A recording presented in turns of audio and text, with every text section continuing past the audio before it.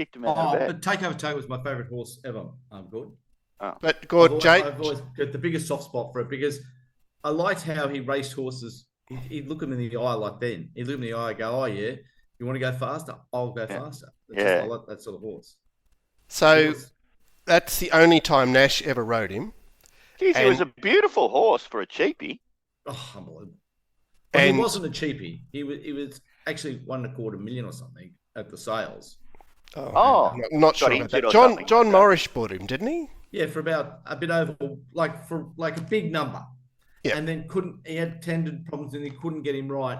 And he was sold at auction for a drink, 14 or 16,000 to the trainer.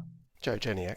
Well, it's the greatest racing story of all racing stories. He was a part-time trainer in Queanbeyan, driving a cab, and his missus had left him. He was living in a caravan to park. He bought this at the sales, borrowed someone's float, and drove it back to the caravan for the first couple of nights, just tied up next to the caravan.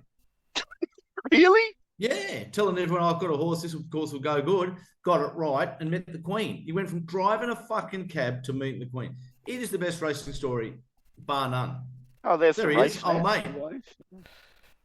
Yeah. Yeah. And then the missus wanted to get back with him. He said, "No, not now, love." That's a joke. That's the best racing story of all time. And he moved up to Coffs Harbour or Port Macquarie or something. Coffs Harbour. And then when the horse was 10, 11, 12 and 13, every time I go to a carnival, there was Joe with the horse outside the bar picking up chicks. He loved it. Did the tour with it. You reckon I'm the silver fox? Fucking over Joe. Greatest racing story of all time, bar none. Like, meant to be completely cast. And then he won a Queanbeyan maiden with the horse, a Queanbeyan maiden.